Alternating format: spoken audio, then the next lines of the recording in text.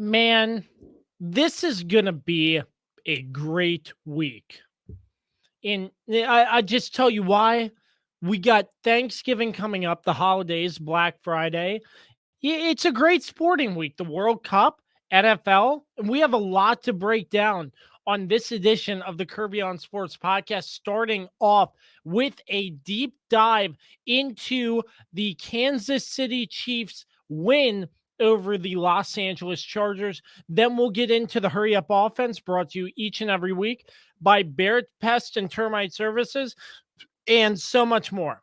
That's all coming your way next on the Kirby on Sports podcast, sponsored by PM Plus Reserves, Shenandoah Primitives, Dr. Dave Leadership Corporation, Mark Francis with Icon Real Estate, and Barrett Pest and Termite Services. It's going to be a lot of fun today, folks.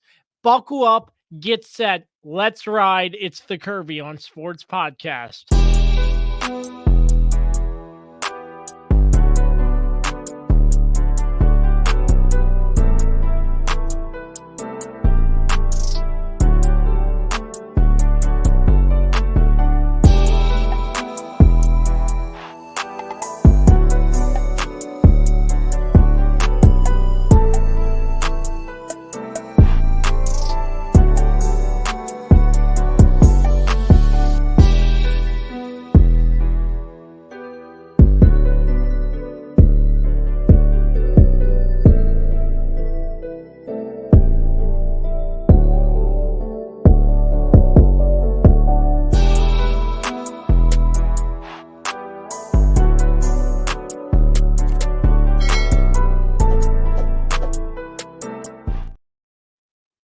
Once again, the Kirby on Sports podcast. It's going to be a lot of fun. Let's not waste any time bringing back good old faithful, the brother of mine who always returns, the lead contributor and co-host to the Kirby on Sports podcast, the weapon, Dan Dembski, my friend. Woo! Good to see ya. It appears I need to start contributing more, or else my lead title gets stolen, and I'm just a contributor. And it's well-deserved, I must say. I need to start stepping up to the plate a little bit, as they say. So yeah, there might be some great to be back. Inner office beef going on. It's there is no beef. There is no beef. Yeah, it is warranted 100% though. But it's good to see, buddy. I'm sure you're having a great time commuting down the good old brand new Silver Line extension. Haven't ridden it yet because I was gonna take it this week, but haven't yet. So I'll let you know next week how it is. We need a full report on that metro train because that Dulles station looks very nice. I just wish I got one of those pendants from it to hang up on my wall. Okay, I'm crashing in here. What the? Are we a train podcast now? What? And like Taylor Swift fans crashing Ticketmaster, I have now crashed the podcast and let myself in because Kirby, I gotta stop you before people are gonna turn us off. Like, what are we doing? It's a rabbit hole. It is a rabbit hole. Like, what are we doing? We're talking about trains now. This is now the Kirby on Trains podcast. Choo choo. Well, it's just a good. We just have to break the ice somehow before. How is that? I just feel like breaking the ice on a non-sports related topic to get the show started really helps. But I could be wrong, and I might be the dumbest host in the history of podcasts. But here we are, and he introduced himself, but I will introduce him again. The host of the brand new Kirby on Sports podcast, World Cup show, Mr. Swiss Army Knife, Carlos Martinez. Welcome, my friend. Hi. I mean, I already made my appearance. Like, what else do you want from me? Yeah. Okay. You got 10 seconds. Tell us about your show. It's in the title. There you go. Gotta love it. Well, Carlos hosts the Kirby on Sports World Cup show that's on all streaming platforms. It's 2 episodes in right now because if we were to speak on the World Cup in this episode or so on and so forth, We wouldn't it'd be have- like 5 we hours would be long. here for 3 hours. Yeah, we'd be here for 3 to 5 hours. We would be going to bed at midnight, essentially, because Carlos, the biggest soccer fan we know, and we decided to do a dedicated show for World Cup coverage. It's the best time of year. It only comes once every 4 years. So check out Carlos and the Kirby on. This is World the Cup unique show. situation because this is the first time the World Cup has ever been in November. Absolutely. Because normally it's in the summertime. So we just, it's been a Not competing with crazy the NFL. few days. Oh, yeah. It's been a crazy few days. And it's going to be crazy on Thursday. I don't know how the heck I'm going to do this, but I'm going to do it. You need like 10 TVs, I think, to watch everything that's going to be on. Just nuts. Luckily, no World Cup games are played at the same time until the last day of group play. Okay. So Good to know. So I guess I'm gonna have to take a skip on the Detroit Buffalo game. Nah, I don't think you're going to miss much Yeah, I anyway. think I'm gonna have to take a skip there. But luckily the game should be done by the time Dallas kicks off at 4:15. There you go. All right, gentlemen. It is time to get into our deep dive. And Carlos, I think this warrants a little jingle. It does not because they weren't at Arrowhead. All right. Well, the Chiefs and the Chargers. What a I mean, we can still do the Chiefs, but the Chiefs. we can't do the whole chant because we're not at Arrowhead. Yeah, it's okay. a visiting locker room there. Yeah, gentlemen, Although it was apparently mostly Chiefs fans there. I believe it. Too. I believe it because LA fans are not great. They're just not No, I mean disinterested because there's so much more to do. Hey, you know what I called it before? The FedEx Field of the West, but just in terms of fans.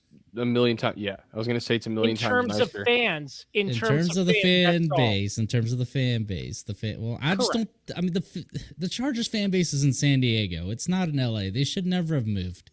Agreed. Gentlemen, I learned two things from this game on Sunday night. Number one, don't count the Chiefs out. And number two, what kind of hold monster on? is Travis You Kelce? just learned that? You just learned not to count the Chiefs? I'm sorry. Do we not? Is this not the same team that last year in the playoffs? 13 seconds to go get a field goal and they got it. Is this not the same team that in the Super Bowl in the fourth quarter down 10 found a way to win? Is this not the same team that did the same exact thing that they did to the Chargers this year is what they did to them in Los Angeles last year?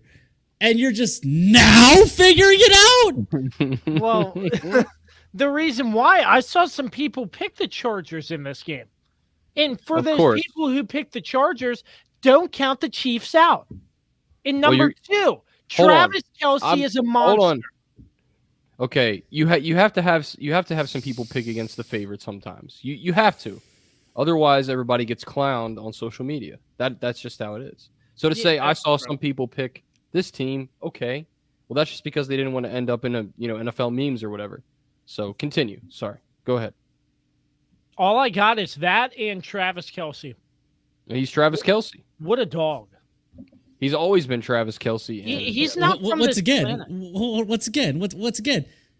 We knew this. We've already known this, Kirby. Welcome to the modern world, my dude.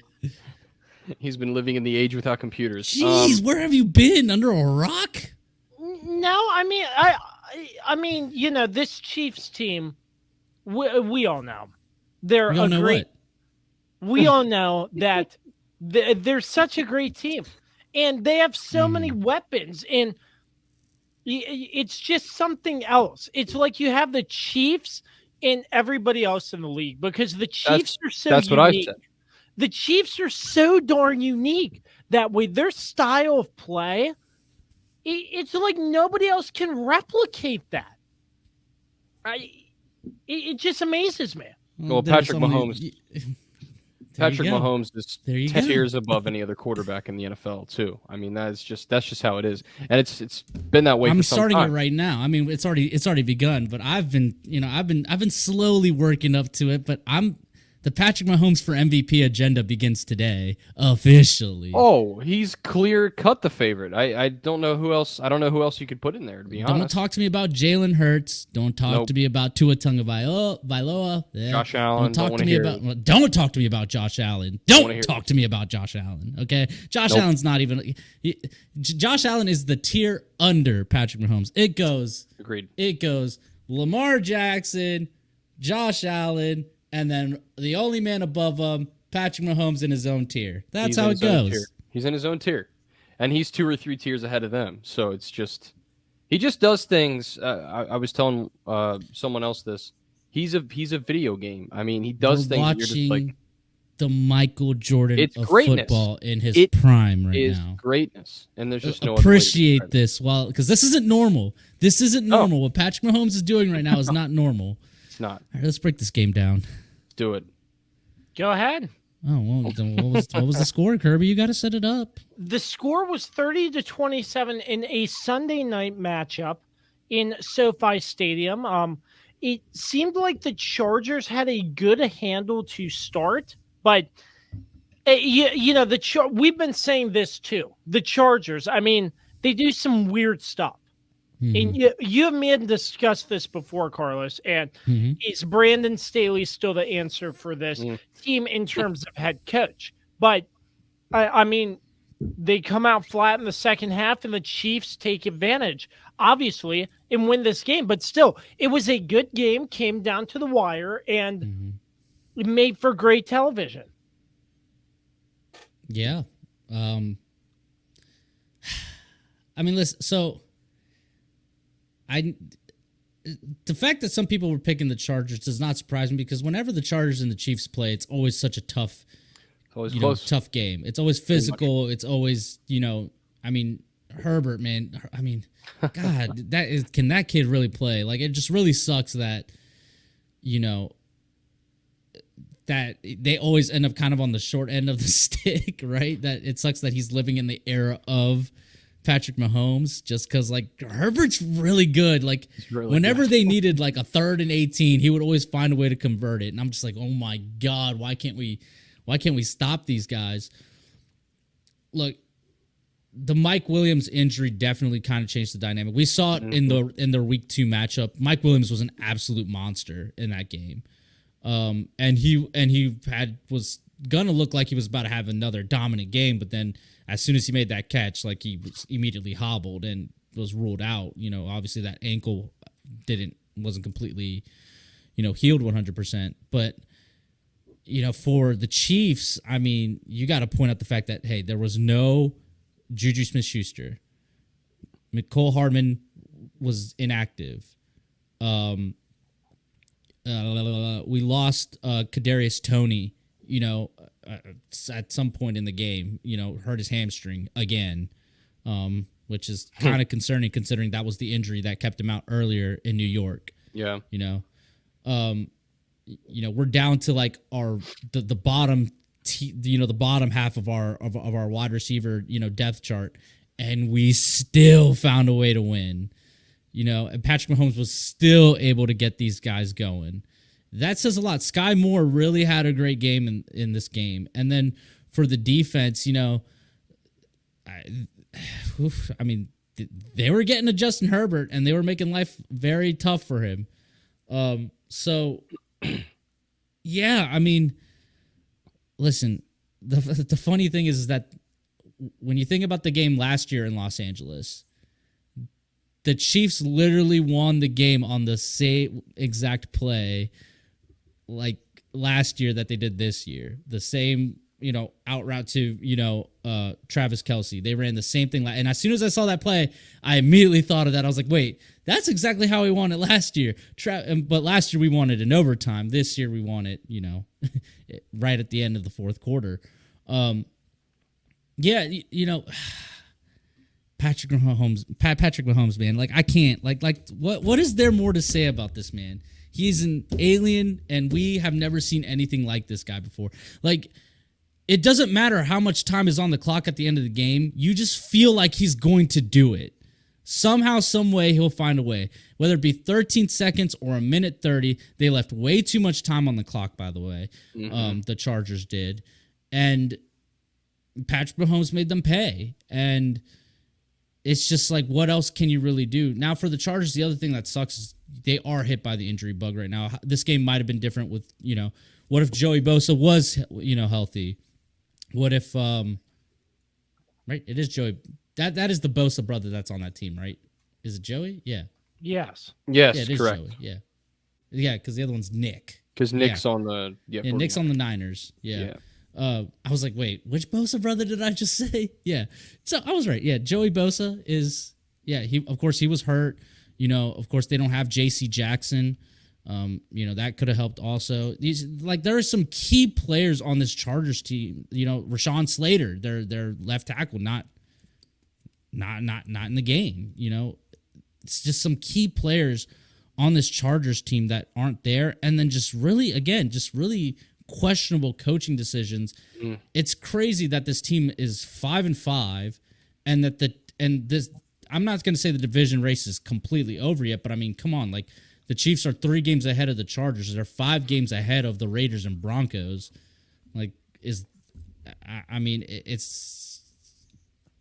It's almost safe to say that this is over. And the fact that, the Chargers were probably the only real threat, considering how the Raiders turned out and how the Broncos turned out, it's kind of disappointing, I guess you could say, considering all the hype that we put into this year. And yet it turns out the NFC Beast is, the division that's super competitive.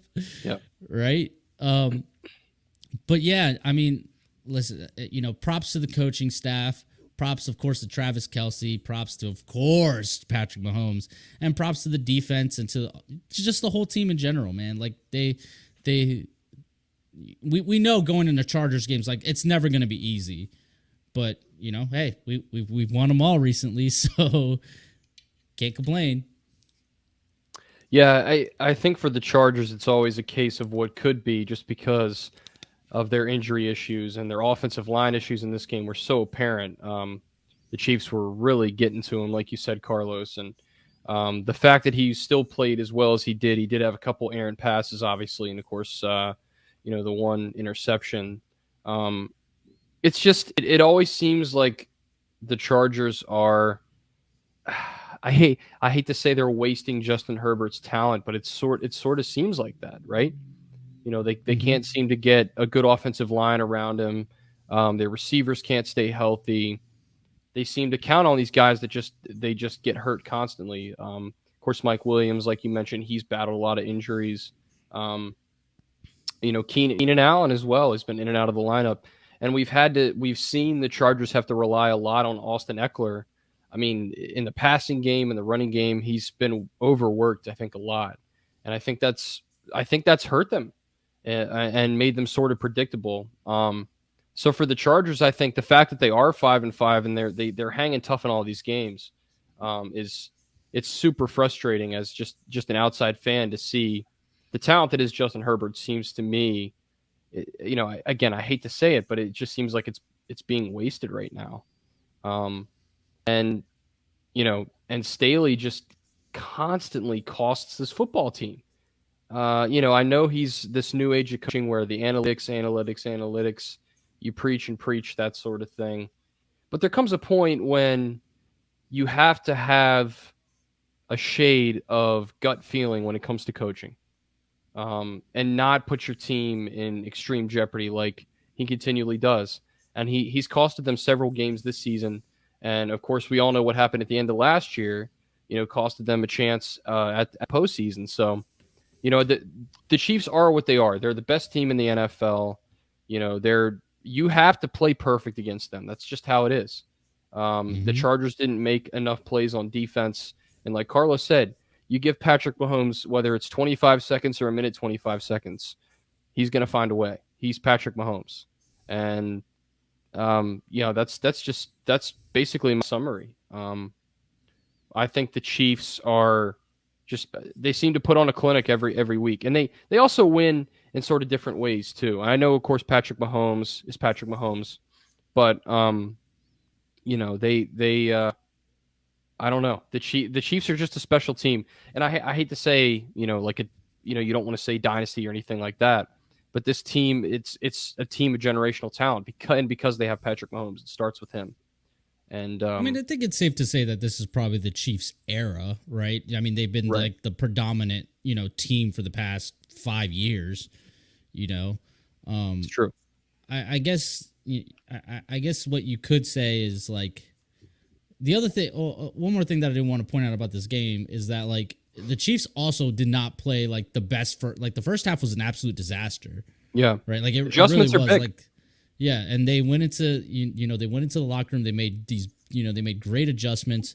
I think you got to give Steve Spagnuolo, the defensive coordinator, a lot of credit because he figured it out like really quick, and got his guys on the same page. Because like I said, like that first half, the Chiefs, it's not as like the Chiefs like were leading this whole game. Like it was a comeback win, but like it's the fact that like. It doesn't matter. Like they're gonna find a way to win. Example like Tennessee. Patrick Mahomes uses his legs to find the way to win. Like it just feels like he wills this team to win, and it doesn't always happen, right? We've seen him fail. We saw him fail this season against who was it earlier this year?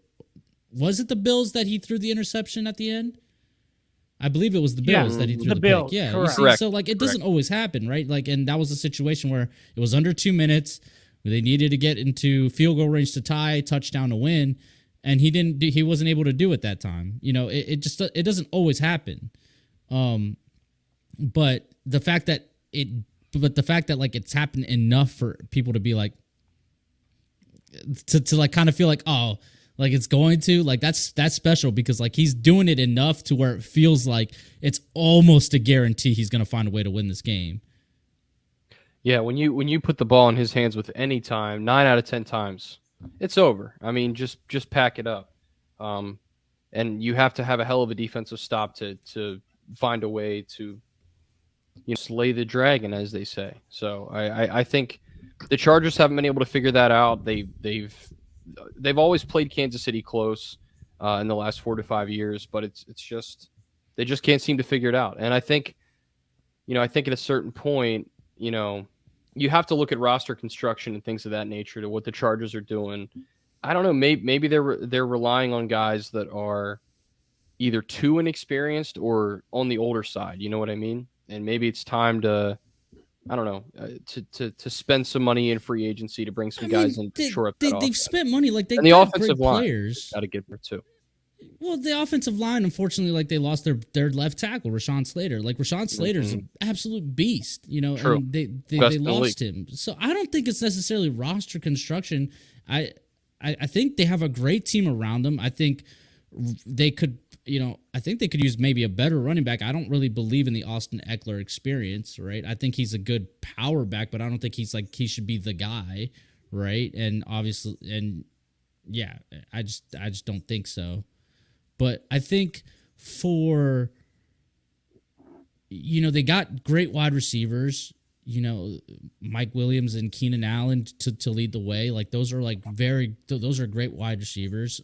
They got a great defense with Khalil Mack and Bosa and, J.C. Jackson. It's just a lot of key guys were injured. Keenan Allen, miraculously was cleared to play this game and actually had a good impact. About that Mike too. Williams as well. Like Mike Williams somehow got cleared and it makes one incredible catch. And then it's just that's it, right? Yeah. Like some of these things, some of these factors like really contributed into the Chiefs being able to kind of stay, because I mean, again, we saw it in week 2 on that Thursday night. Mike Williams will go off against these Chiefs, and the Chiefs secondary is very, very young. We rely on a lot of rookies back there. McDuffie I don't think even played in that week 2 matchup. But, well, and to me, there's no better head coach in the NFL at second half adjustments than Andy Reid. I think at this point he's surpassed Bill Belichick because let's face it, Belichick's not what he used to be.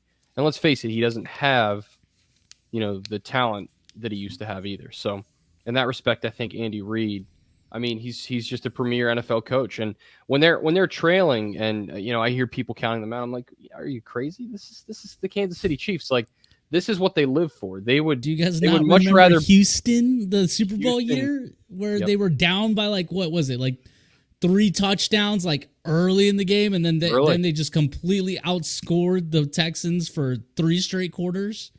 Yeah, just absolutely nuts. And it's just like, it's sort of like the thing with when Brady was especially on the Pats. It's like, oh, he's done, or we're going to count him out when he's down against Atlanta. It's very similar with the Chiefs. Like, when people try to count them out, I'm like, you're crazy. Like, it all started with that game, like you said, Carlos, and it's grown from there into regular season games. And there's just, I just think they're in a class by themselves as a whole.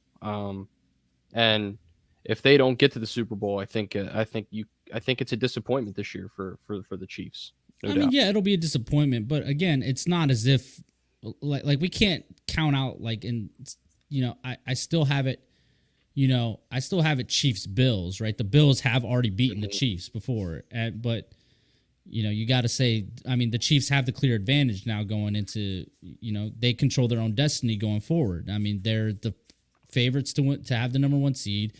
You look at their schedule coming up. I mean, the only real game that really causes, that's 2 games against Denver, 1 more against the Raiders, 1 against Houston, and then we have another game against Cincinnati. I'm pretty sure there's another game in there, but I just can't think of it. Or that might actually all be it. Because Rams? Oh, the Rams. So, like, realistically, the Chiefs should run the table. The only game that's of concern is, of course, Cincinnati, because Jamar Chase could be back, and that Cincinnati team is good, Seattle could be tricky, even though it's a home game. Seattle, but it is a home game. It just depends, right? Because you just can't count Geno out, right? No. Realistically, Kansas City should win that game, right? Yeah. So yeah, for me, it's like Kansas City has the better path to becoming the number 1 seed and to have home field advantage throughout the whole playoffs over what Buffalo has. Now, of course, if Kansas City loses, then we come down and we're tied with Buffalo, and then Buffalo has the tiebreaker on it because they have the head-to-head matchup. So then they would host. That would be good. Games. I mean that would be crazy for sure. I mean, so the next 4, just looking at the next 4, the Rams, Bengals, Broncos, and Texans. Looking at that, it should be 4-0. Should be. That should be on Cincinnati's paper, tough though. 4 wins. Yeah, that is true, but on paper, it looks like 4 wins right there. So I agree to your point, Carlos. They control their own destiny. They can continue to get hot, and they can roll their way to a number 1 seed. And I think they do just that. But we gotta also think about what the win costed the Chiefs, right? Okay, so we've lost Kadarius Toney for we don't know how long yet. We've lost, Juju's still in concussion protocol. He should be cleared, I imagine, though. He should be good to go this week against the Rams. Who else did we lose in this game? Oh, we don't know what's going on with Cole Hardman. And so there's some key guys that are going to be out. And like the Kadarius Toney one is the one that really is concerning. Oh, and we lost, what's his name? Reed also. Mm-hmm. We lost him to an ankle injury as well. So, and he's a pivotal guy on our defense, our safety. So, there's some things to be a little concerned about with the Chiefs right now. But hopefully, these guys don't have anything serious and are going to be able to come back, in a few weeks, and that way we don't have to worry about it. But you just don't know. And I think in general too, this NFL season has been so weird. There have been so many upsets, so many teams that should have come out and slaughtered the other team, and it's been close, or it's come down to the end. Any given Sunday to me it has been in full what's the word? in full effect. Thank you, Jesus. My mind is just, the week is just droned on and on this season. So I think to say those are, I mean, I know I just said that like, oh, that, should 4-0, but you just don't know. And like you said, Carlos, with the injuries they've had now, and we don't know. I mean, injuries happen every game, so you just don't know who you could lose down the line and stuff like that as well. So it's been an odd, really wacky season. There's a lot of parity this year, so I don't know. I think if any team can weather the storm and has a good chance to win out, I think it's Kansas City, just because they have the experience, they have the Super Bowl, obviously, and they've been there, done that before, and they take care of business. They don't lollygag out there. Let's be honest. I mean, they're not going to take anybody lightly, and they have the greatest quarterback in the league right now, Patrick Mahomes. So, yeah, that's it. Boom goes the dynamite. Yeah, I think we touched on it perfectly. It was a great Chiefs win. It brought some great football watching for sure, but the Chiefs getting the win 30-27 in our deep dive game. When we return, the Hurry Up Offense brought to you each and every week by Bear Pest and Termite Services. You don't want to miss it. Stick right here with us. For sports fans living in condominium and homeowners associations, as well as business professionals, when you need a reserve study, PM Plus Reserves has been in business since 1990. Their studies are accurate and easy to understand. Check them out when your association needs a study. www.pmplusreserves.com. You can also contact them at 703-803-8436. Once again, www.pmplusreserves.com. Is it finally time to upgrade your home's interior? How about with an authentic farm table made locally from recycled barnwood? Shenandoah Primitives, based right here in Winchester, Virginia, makes farm tables, benches, tables, coffee tables, and a long list of other items for your home decorating needs. At Shenandoah Primitives, function and style are combined for great furniture that will last generations. If you're interested in combining the industrial look of metal with wood, or considering something incredibly unique with a live edge, Shenandoah Primitives turns those ideas into reality. Thinking about a mirror, wine rack, or other accent piece for your home, Shenandoah Primitives can assist with that as well. As a local small business, Shenandoah Primitives is happy to work with each client for a custom design or schedule an appointment to come out and view current inventory. Local, high-quality, handmade items can be found at Shenandoah Primitives. Find us on Facebook and Instagram, or visit us at www.shenandoahprimitives.com. Once again, that's www.shenandoahprimitives.com. Welcome back. It is now time for the Hurry Up Offense, brought to you each and every week by Barrett Pest and Termite Services. You may have heard the saying, it's not if your home will get termites, it's when. At Barrett Pest and Termite Services, we're doing our best to refute that saying one home at a time. Our thorough inspections and treatments are designed to keep your home or business termite-free. Termites cause $5 billion in damages every year. A preemptive inspection is one of the best ways to keep that from happening to you. Because once you see evidence of termites with the naked eye, you can be sure they've already been at work for some time. Put a stop to termites and the damage they do by calling Barrett Pest and Termite Services 540-340-3922. Barrett Pest and Termite Services 540-340-3922. All right, gentlemen, the first game on our slate, the Hurry Up Offense, the Tennessee Titans defeating the Green Bay Packers in Lambeau Field 27-17. A game I picked the Titans to win. I picked the Titans to bounce back and win this game, and they did just that. And I guess the Packers just wanted to beat the Cowboys and go back to being a sucky team. I'm not sure. Listen, whenever a fluke team, it happens all the time, man. When Yep. Dallas comes into town, everybody puts on their best performance, unless you're Minnesota. But we'll get to them later. But yeah, Aaron Rodgers stinks, man. He's really he bad. was missing wide open guys. I don't understand it. And for Tennessee, it's a great bounce back game. Yeah, and the thing is now for the Packers, they're sort of locked in with Rodgers. If you guys remember, the end of last season, all the drama leading up to the season, whether he wanted out or not, and he sort of held them hostage per se.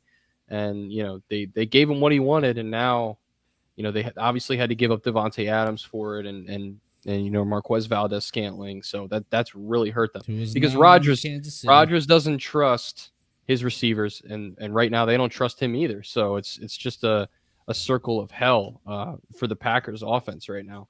And yeah, this was a great bounce back win for the Titans. Nice pot pass there by Derrick Henry again, pulling that trick play out. That was fun to see that. So nice win for the Titans. They definitely needed it for sure. All right.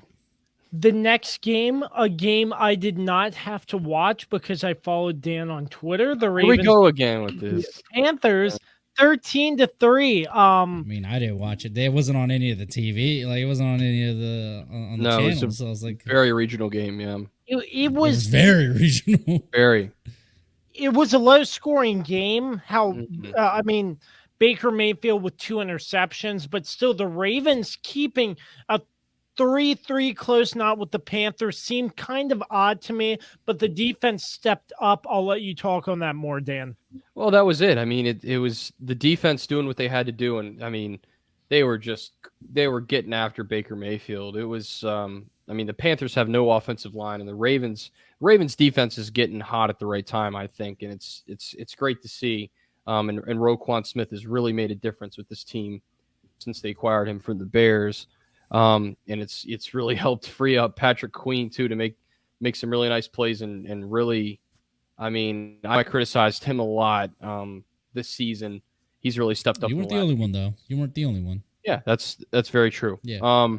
The offense is concerning for me, but I think the Ravens are in a good spot. I know we talked about what the Chiefs have left on their schedule. They have a pretty favorable schedule. The Ravens also have an extremely favorable schedule going down the stretch. They're going to have to score some points, though, and I think that's where we have to see more creativity on offense. We've talked about it on this podcast, what Greg Roman does in the first half versus any time after that, which is he seems to use up all the creative plays and creative juices early in the game, and then you sort of left with a vanilla playbook that's very predictable for the defense. So very, very frustrating to watch that offense continually struggle to get first downs and to pick up first downs. And I think they'll find a way. I know they say the old saying, "Oh, defense wins championships," but in this day and age in the NFL, you got to score points. And I think the Ravens have to find a game where they can really open up on one of these weak teams they have left to show that, hey, we can go out here and score 35 to 40 points, because they really haven't done that in a long time. Going back to, let me think, maybe like the beginning of the season when they played the Dolphins, and that was a game they lost. They scored 35-38 in that game. I can't think of any other game top of mind. Now I can look at the scores, but that's cheating, I think. No, it's really not. But it's a team that definitely, I think the offense coming out of the bye week, I definitely expected more.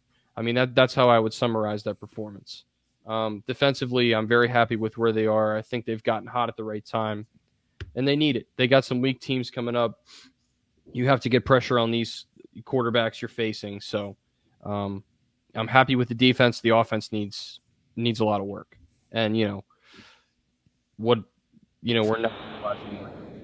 It's just amazing to me. We'd rather throw to our 400-pound fullback running a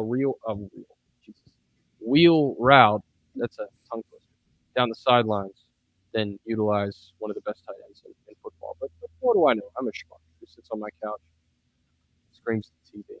So that's all I got. Kirby, are you hearing that too? We might have some technical difficulties. I'm not really sure what is going on. We will see if we can get Dan back. In There was something moment. happened to his mic midway through that where it just like dropped for some reason, and it sounded like he was more of on a phone call. Yeah. Can I just throw this out here? I know this is the hurry up offense, but just technical difficulties. It just makes your mind spin and spin. I'll just throw that out there. But Dan, we hope to get Dan back. It looked like his mic or interface cut out. Something happened where like all of a sudden it sounded like he was like on a phone call instead of on like talking through a microphone. We don't know. I wonder if that's gonna show up on the final product. But let me just get back to what we were talking about. I wish Dan was on now because we had to take him off the stream for a second while he figures his thing out. But no, I mean, I just don't know if the Ravens have the firepower. Can you hear me? Dan's back. Yep, there you go. You're fine now. Good. Okay, that was really weird. I don't know what happened. That happened when Kirby and I were talking before we started. So I don't know. Maybe it's my USB connection or something in my interface. It's weird. Yeah, well, luckily you're here. So, okay, now I can bring this up perfectly fine and get a response from you, our in-house Ravens fan. Do you think that the Rashad Bateman injury, the fact that there's really no big name target for Lamar Jackson to throw to, do you think that really hurts this team? And do you think that could be a reason why this team is not going to be able to like reach the Super Bowl this year? I think that's I think that's a huge part of it because I know we talked about Aaron Rodgers not having trust with his receivers. I think the Ravens are looking around for who's the go-to guy. And we know when Mark Andrews is completely healthy, it's going to be him. But it's obvious that he's still coming back from his injury, and that much is apparent.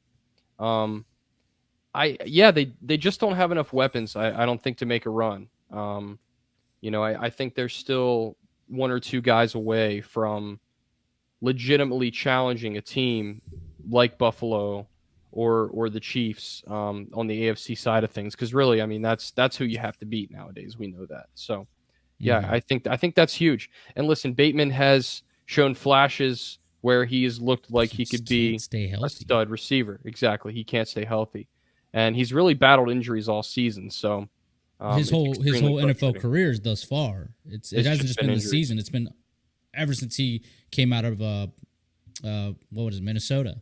Mm-hmm. Yeah.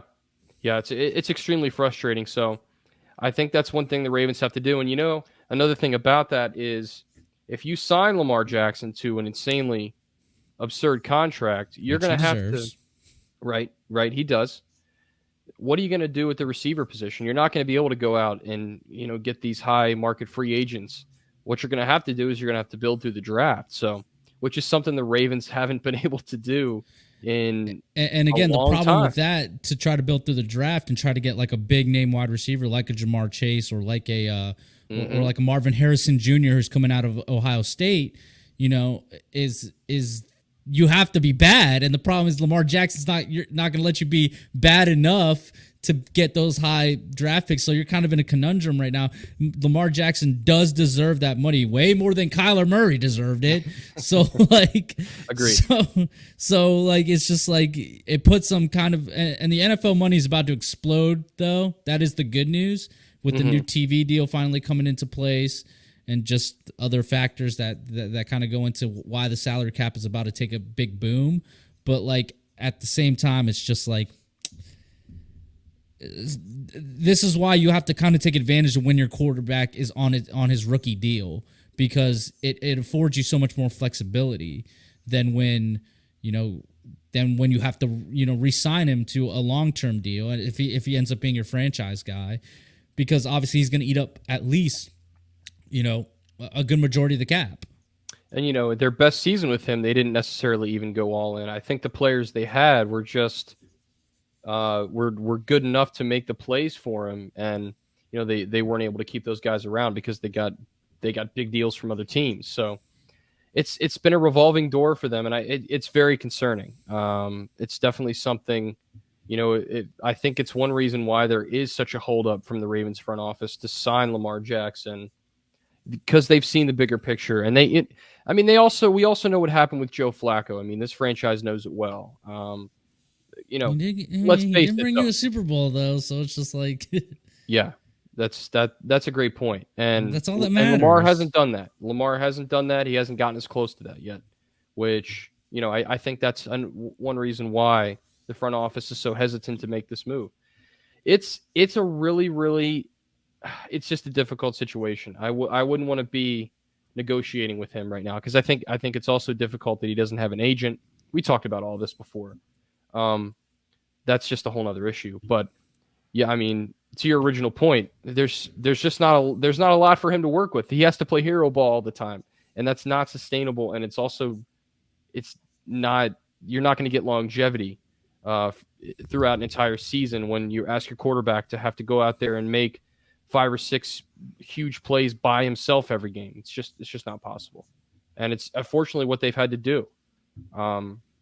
So it's just a really tough situation right now. I hope they can figure something out. Moving on, a very close game as the Falcons defeat the Bears 27-24. In this game, Cordarrelle Patterson with a big kickoff return for the Falcons. Cordarrelle Patterson, he just seems to always get those long kickoff returns every now and then everybody's saying how good Cordarrelle Patterson is. Very great run there. I think he had a record by that NFL record. Yeah, an NFL record. I don't know exactly off the top of my head, but very close game between these two teams. Yeah, and there's a reason Cordarrelle Patterson has been around for so long. It's because he does things like this. And he's not a guy he's not a receiver that's going to go out there and pull in insane amounts of touchdowns per season, but he makes these big plays on special teams, and he's been doing it his whole career. I would compare him to Devin Hester because it's a very similar. That's exactly who he reminds me of. And I think that's actually who he surpassed with his. I'm pretty sure. Let me see what it was. Yeah, Devin Hester and Cordarrelle, two of the best return men, I would say, up until this point. Yeah, I don't think anybody else really comes close in that category. No. Unless I'm missing someone. I can't think of anyone. Yeah, I think those are the only two guys I could put in that category. Let me see what it says. Justin, that was his 9th kickoff return for a touchdown. I think that's an NFL record. 9 kickoff returns for touchdowns, which is just crazy. I mean, that's an insane number for an entire career. So, oh yeah, I mean, hats off to him. He's a hell of a player, and he's the reason they won this game. Quite frankly, and also the Falcons' defense making Justin Fields in the second half look pretty pathetic as well. So, and he injured his shoulder, so yeah. That's why he injured his shoulder early in the game, so that's why he didn't look that great in the second half. True. The injury didn't help for sure, but still managing to keep the game close. But the Falcons clearly are with Mariota. How do we think Mariota's doing this year so far? Yeah, he's an average quarterback. He's inconsistent. He's very inconsistent. Yeah, you kind of get what you get. But that's how he's been ever since college. That's he how wins he's the always Heisman Trophy, loses the national championship game, comes to the NFL, plays for the Titans, doesn't really ever establish himself that well as the Titans quarterback, and then Ryan Tannehill takes the job from him, and he's been kind of a journeyman since. And now is his opportunity to kind of take this, Falcons quarterback position now that he's not impressive. Ryan, it hasn't been impressive, and it's to the point where people are calling for Desmond Ridder to start, and of course Desmond Ridder being the quarterback of Cincinnati, the Bearcats last year in college. It's they're clamoring for a rookie to finally start the new era because they just don't believe Mariota's the answer.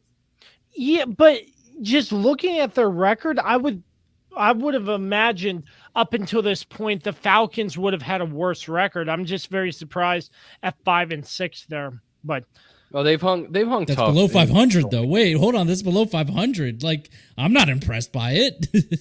I would have thought this would have been up until this point 3-4 win team. I mean, if you get what I'm saying, but they've hung in to some of the games this past year. Some they come out on the winning end, some they come out on the losing end, but still, it's still a rebuild. But they've only had 2 games where they've truly been blown out. The rest of the games they've been in there, they've hung in there by 1 possession or less. Or yeah, I guess it would be 1 And I forgot to mention Kyle Pitts with that serious injury, so he's probably out for the season. Nah, he's done for the year.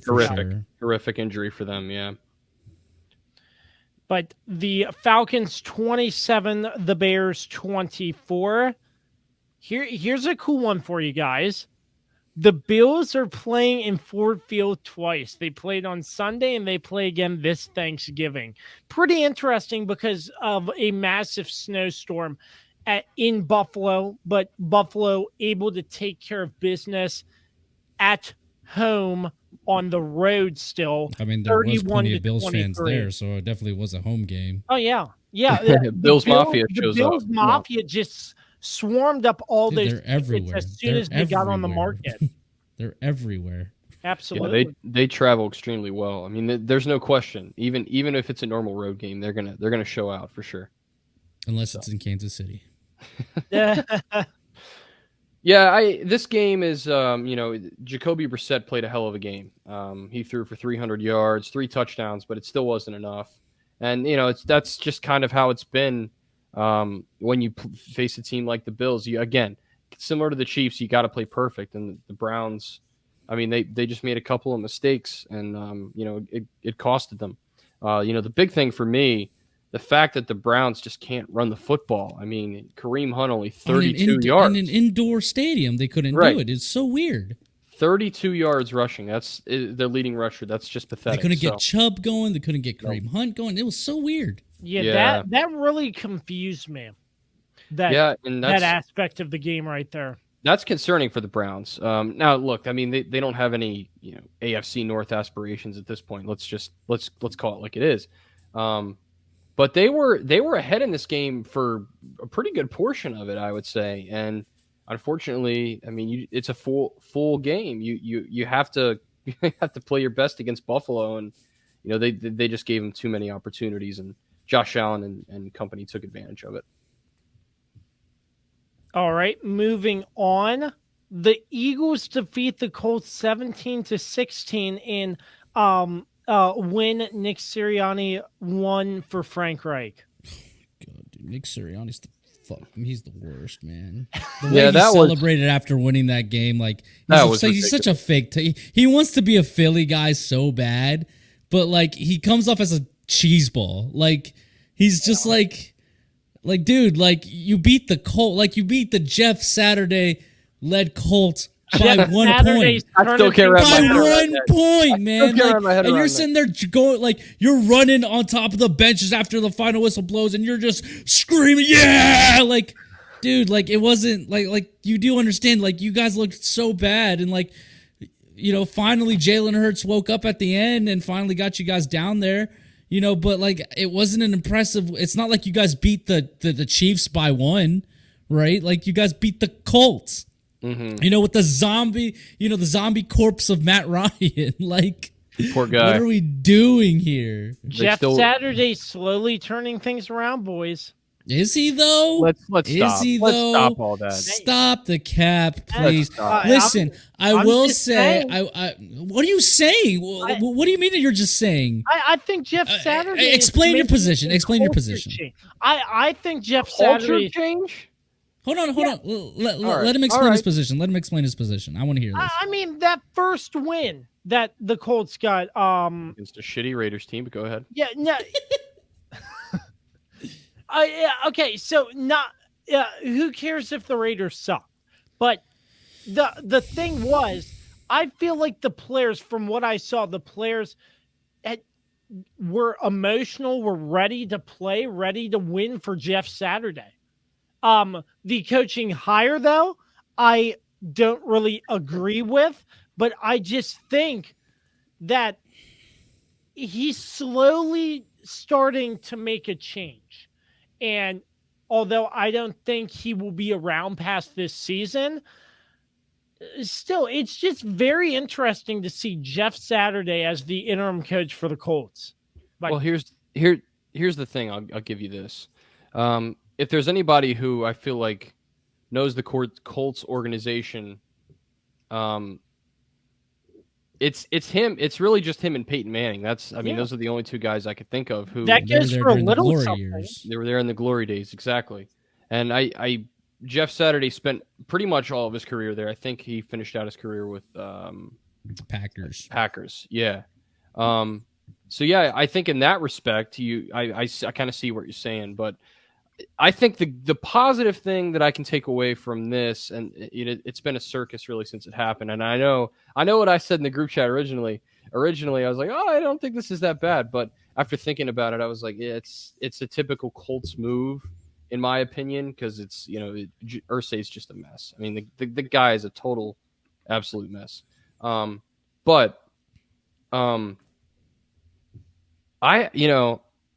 think the one takeaway is it is an interim job. It's not a permanent position. Now, if this fails miserably and the Colts bring him back as a head coach, I mean, they deserve all the smoke they can get at that point. That there's no holding back. But let's not put him on a pedestal after beating the Raiders, though. Please, come on.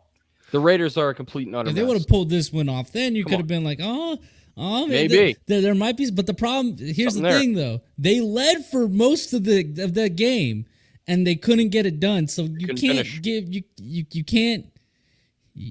just can't give him the props. Listen, this Colts team I feel like they play better under Jeff Saturday than Frank Reich. I don't think it matters. I don't think so though, because I don't think it matters who the coach is. Yeah, I just don't think this is really that great of a team, to be honest. This isn't like the Colts of the past 2 years. Yeah. So if the Colts were to win this game, I'm just going to read this tweet really quick. If Jeff Saturday and the Colts beat the Eagles, they should take the interim tag off and go ahead and hire the rest of Get Up, First Take, in Monday Night Countdown and NFL Live. That's part of. All right, that's enough out of you. Let's move on. You've already taken this to come on, man. I just thought that was a funny tweet too. But it's not though. I mean, Carlos was exactly right from the start. Nick Sirianni, what a clown! Like you're really gonna go and yell and brag to Colts fans about this win? If you're listening to this, what? The Commanders beat you on Monday night. Just saying. You always got fair enough. Fair enough, though. They did. Fair enough. Yeah. Fair enough. And they win by 1 point to the Colts. I know. Granted, it just doesn't make sense. I don't understand why you're shoving it in their face. I mean, it's just ridiculous. Granted, the Commanders beat the Colts by the same score. I just realized that. It's true. All right, now hurry up, offense. Let's go. All right, let's go, gentlemen. So the next game, the Washington Commanders the Houston Texans. Left hand up. It's I mean, goddamn commies, man. These commies, bro. Taylor Heineke is the starter moving forward. Officially, that is the greatest move they've made all week, right there. Ron Rivera still seems pissed to say that too. Why does he's just constantly angry? I don't know. But the reporter asked, so what led you to the decision to name Taylor your starter? Winning? Results? Winning? The results speak for themselves, man. They really do. You are what your record says you are. Absolutely. And Heineke's not a world beater, but I mean, he's a more competent quarterback than Carson Wentz has been. He takes care of the football. And yeah, he does a much better job at utilizing the weapons they have. Absolutely. And gives them the best chance to win. So, but other than that, they beat the 1-8-1 Texans. I don't think there's much to discuss there. Really, great defensive performance. Except Ridgeway. Did you see Ridgeway? No, what happened? I did not watch the game. God. Oh my God. So run right up the middle, Ridgeway. They're middle tackle, or I forget what position he played. He takes the guy and does a full up. Yeah, the body slam. Oh, you're talking about that play. Yeah. Yeah, I'm like, okay, great. I don't care if this is the Dallas Cowboys we're facing or the 1-8-1 Texans. You don't need to do that. Okay, but it doesn't matter because they still won by like 35 points. So what's the difference? Still, yeah, it's one thing if that penalty cost them the game. I'm confused. Wait, what are we complaining about? Because I didn't see this. Wait, what? Ridgeway body slammed the guy. Yeah, and he's complaining about it. But and he got a penalty for it, or yeah, he might get fined too. Well, he probably will be fined. I mean, that hit is outlawed. It's been outlawed for several years now. Yeah. Jonathan Allen said on the radio today that him, Payne, and Sweat are all gonna chip in with his fine if he does get fined. Because if not, they quoted like he would be playing in the month of December for free. So I found that pretty cool of the guys to do that as well. But other than that, Commanders win. Let's move on to the Patriots and the Jets. Ugh, stinker. Stinker game. It's me. Hi. I'm the problem. It's me. It's Zach Wilson. His name is Zach Wilson. Yeah, he's definitely the problem. Yep. Robert According to him, he's not. Walked back his comments saying all the cards are on the table. So who knows? Maybe we might see a quarterback change in New York. You have to. You have to change. Gotta change. You have to.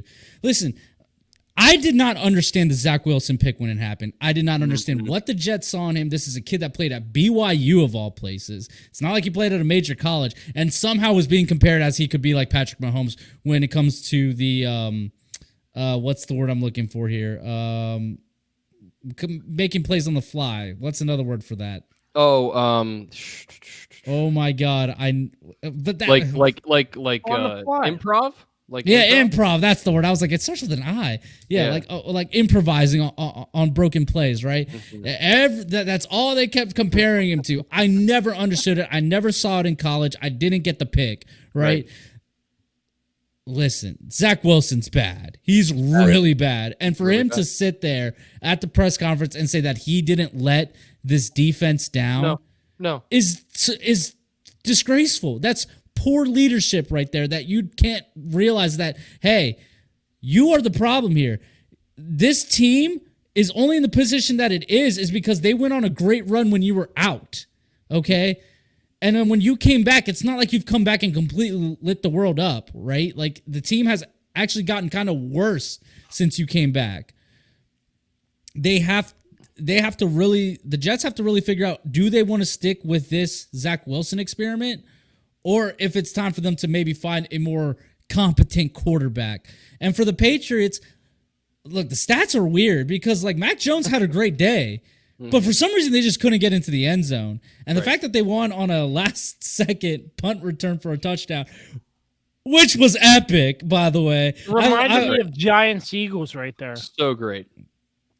Yeah, sure. I mean, yeah, you could easily compare it to the Deshaun Jackson that was the Meadowlands number 2 play, right? Like, you could easily do that, but like the fact that that's how the game ended was insanity because it really looked like it was about to be overtime again, and I almost felt really bad for those fans because like it was just like, man, we got to sit through another game that goes a 3-3 game, and we got to go to overtime. Brutal.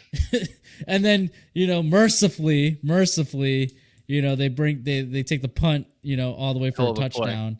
It was a hell of a play. It was a great way to, it left the fans with a little something to be happy about. Like, oh, that was epic, and not them being like, that game was freaking boring. So, but Zach Wilson, man. Jets have to make a change. The team is already turning on him. You saw today the screenshot of Sauce Gardner's like tweets. Like, he's liking tweets that are criticizing Zach Wilson. There's the report that came out that the locker room is very irked at him because he walked around the locker room after the game like he wasn't the problem. Mm-hmm. And all I hear in my head whenever they talk about that is Taylor Swift's anti-hero song. And I love it. You said it. You said it right. In Zach Wilson's defense, I think he's thinking of Stacy's mom a little too much. But anyway, Stacy's mom has got it going on. Okay. All right. That's all I have to add to this game. All right. It was a snooze fest, and that's the most Belichick way to win a game, by the way. Right. To return a punt for a touchdown. Come on, it's just perfect. It's perfect.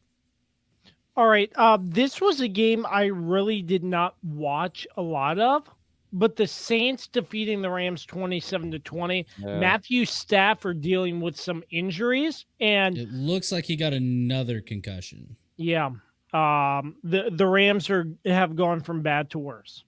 Well, he's just been beaten around all season.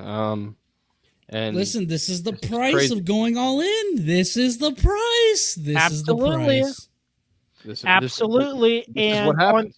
on the other end of the football, Jameis Winston is crying because he got benched. He's like, that's not a written rule or something like We'll talk that. to Carson Wentz about it sometime. Yeah. There's been a million quarterbacks that have been benched for the same He's reason. like that. So- He said something like, that's not the policy.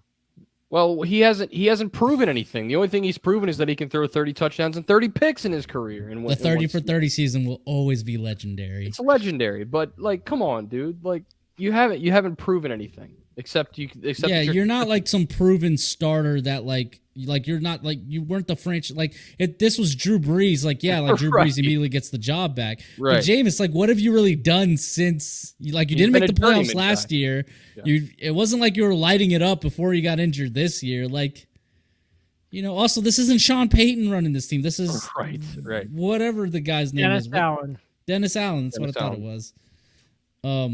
But yeah, it's just tragedy. Win your job back. If you can't beat Andy Dalton, then you don't deserve to be a starter in the NFL. Amen to that. All right. Moving on. The Giants. Stinker. Ooh. What a stinker. Ooh. Could the Demon. Giants be fraudulent up until this point? No, I mean let's be honest here. The Giants have had a very cupcake schedule as well, just like the Eagles have, just like I guess you could say just like Dallas has had too.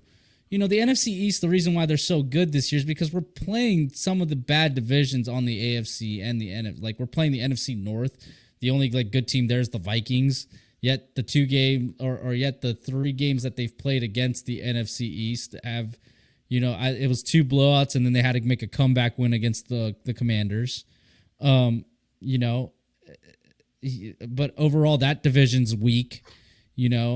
We're And playing the Lions AFC. with 3 We're playing the straight, AFC too. South. We're playing the AFC South, which terrible division aside from maybe the Titans. But the Titans, it's not like they're They're up lighting and it down. they're very up and down, especially if Ryan Tannehill's not playing. They can't even get 10 passes out of Malik Willis. So and then of course they play each other, so that knocks them. They kick each other around a little bit. So I just think the Giants' record is more of who they faced more than their actual talent. Like, I don't think I agree with that. I don't think the Giants are really they're not a dominant 7-3 team. Like, they've really a lot of their wins have been kind of 1-score wins too. Yeah, and what's the biggest difference in that? It's your head coach. He's been able to motivate those guys to a certain extent. And don't get it twisted. Like, Daboll's doing a fantastic job. It's just Yeah. you got to beat the Lions, man. Like, you have to be able to do it. Gotta do it. What was it? Saquon didn't even get going in this game. They had success with Daniel Jones early, but then they kind of got away from that. I don't know. Yeah, this game was kind of shocking to keep looking and seeing kind of how the first half alone, it was 17-6 at halftime. And you think, okay, at some point the Giants are going to come back. They're going to get it together, and they just couldn't do it. And when Daniel Jones is your leading rusher, you're going to have some issues. So this was a classic, what you would call a trap game for the Giants if they were if they're really legitimate. Is it possible that maybe they were overlooking the Lions because they're playing this Thursday against Dallas in Dallas on Thanksgiving? Is it possible that they maybe overlooked? It is. I think it is. It could have been. I think, but just looking at the Lions, this is the first time in who knows how long they've had a 3-game winning streak. So I think it was what year would they say it was? I can't remember now. but still, it was probably the playoff year when they lost to Dallas in the playoffs. but Might have been. Still, the Lions are 4-6, but they're making small strides to get better. Small baby steps. Yeah, and I don't think they're gonna keep winning. But They're gonna bite kneecaps off. Yeah, classic DC right there, classic Dan Campbell.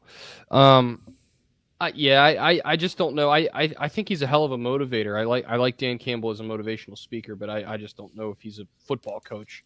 And I've been sort of saying that kind of since he was hired. But you gotta love the passion and the emotion he showed at the end of the game in the locker room. I don't know if you guys saw that, but he gets very emotional with his players, and I think they love it because he's a former player and he sort of has that connection and knows what it's like to be in the thick of that stuff. So I think ultimately they part ways with him. It's at the end of the season, but I don't think so. I don't think they do. So?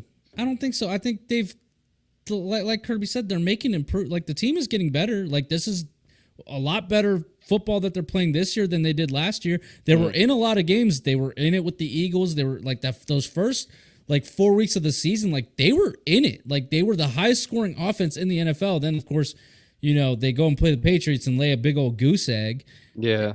I mean, I think they stick with Dan Campbell. I really do. I think they're going to start looking more towards the quarterback of the future. Fair enough. Yeah.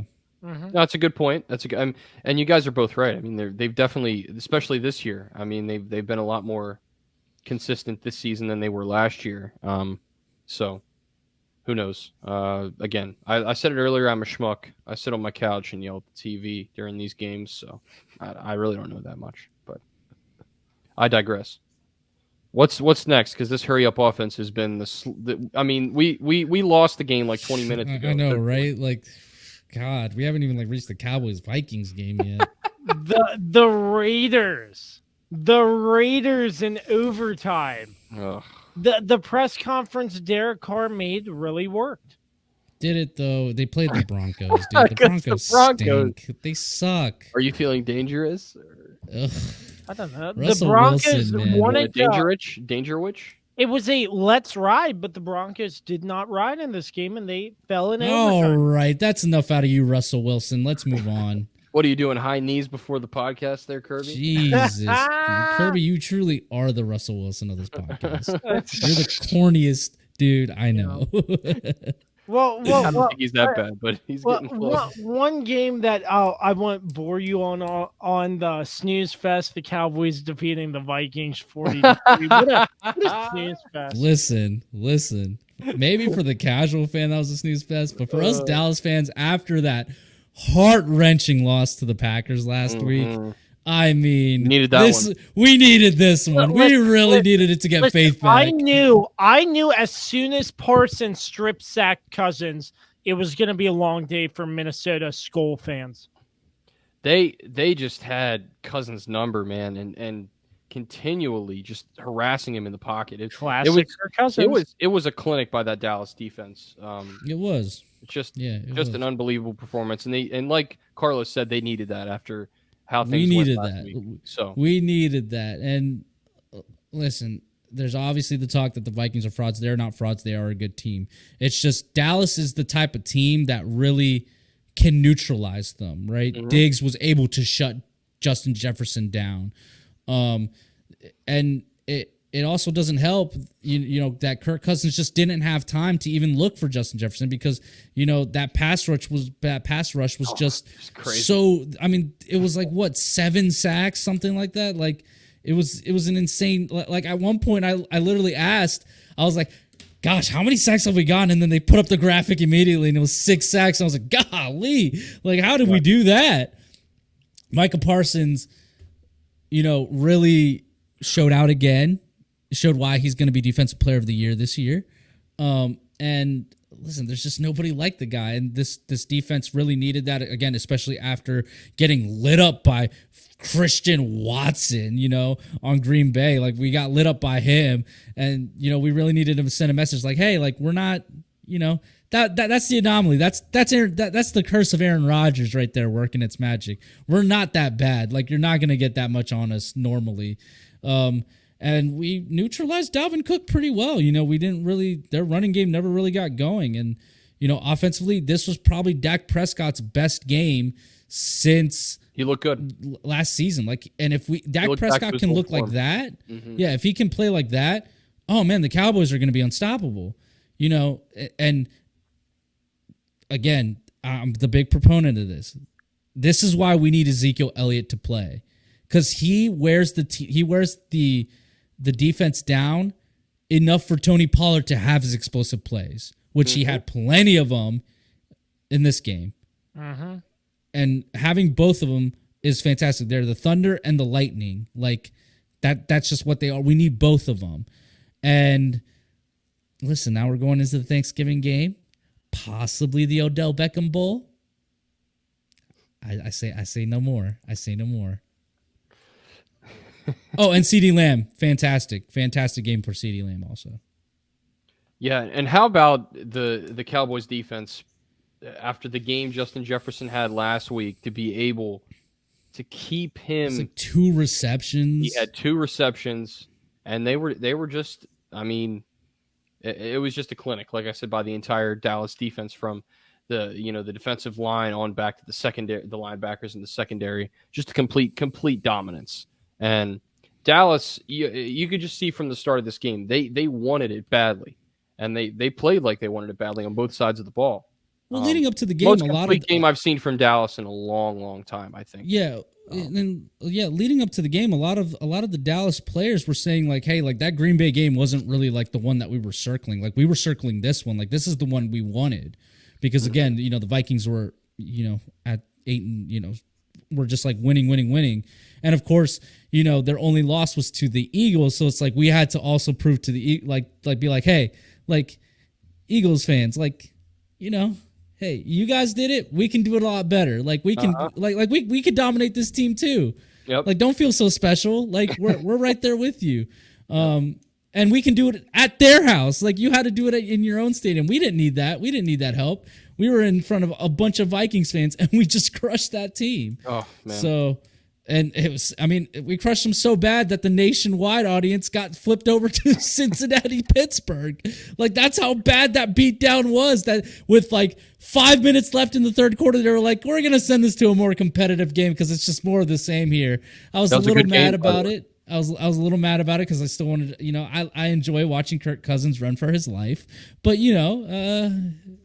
it was, like you said, it was a good game to flip to until Cincinnati took over. Yeah. The talent disparity took over at that point. Well, let's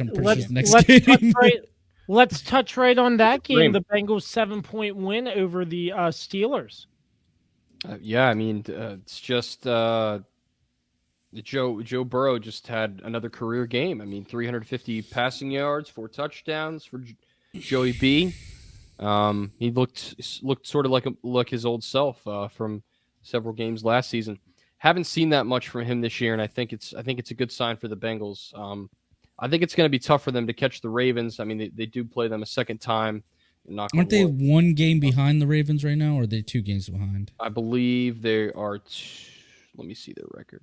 No, you're right. They're 1 game. They're 1 game out. Yeah, they're only 1 game behind, but I think the Bengals or the Ravens have the more favorable schedule. Correct. Just because the Bengals still have a game against Kansas City. They have the game against the Ravens also. So it's like they have 2 tough opponents that they have to get over in order to kind of overtake Baltimore. Yeah, and playing Tennessee isn't going to be easy. Yeah, that too. And they have to play on the road at New England and Tampa Bay, which Tampa Bay, you just don't know, right? Like, you just don't know. We just don't know. We don't know when if Brady's going to wake up eventually. Just don't know. So, yeah, the talent disparity, like I said, took over late in this game, and you saw a team that was, experienced. Last year, obviously in the Super Bowl for crying out loud. And then you saw Kenny Pickett make some really egregious mistakes. But I will say, Rookie though. I will say He's a though, rookie. he has made some pretty solid throws. I just think That Pickens throw was crazy. oh yeah. Oh yeah. Just nuts. I could not believe that. Yeah. So I mean, the Bengals on paper clearly a better team. Tough environment to go in there and play. Good win for Cincinnati. The Steelers are getting better. I will say they're definitely getting more competitive, and you can start to see Kenny Pickett really get more comfortable in the pocket. Yeah, it's about time. I mean, there's no chance they go back. I mean, they can't go back to Mitch Trubisky at any point. No, they've already announced that it's Pickett all the way from here on out. Right, which it should have been from the onset anyway. The fact that they they wanted to, they wanted to give Pickett a chance to just kind of learn, right? They thought Trubisky would at least be a little serviceable after spending that year in Buffalo behind Josh Allen, right? They thought doesn't always work. They thought he was going to be, at least, an average quarterback, right? But it just didn't work out that way, and he was just still the same Mitch Trubisky. Yeah.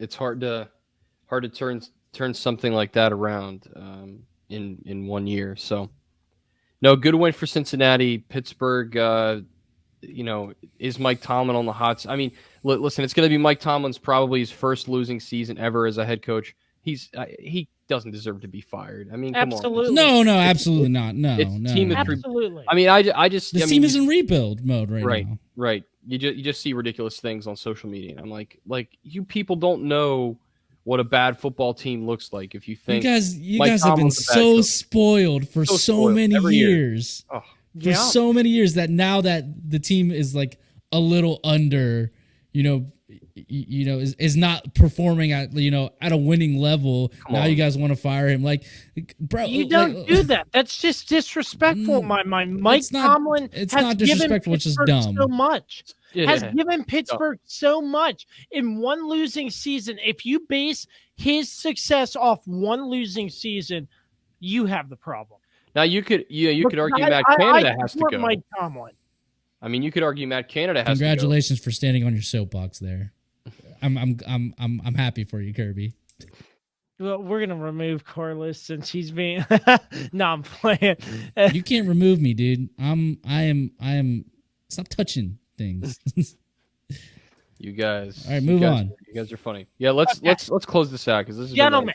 We're gonna rename this segment. This isn't the hurry up offense anymore. This is ridiculous. This is the 4-quarter offense. For last, John Sutcliffe with a great introduction to a Kirby, you just learned who this dude was.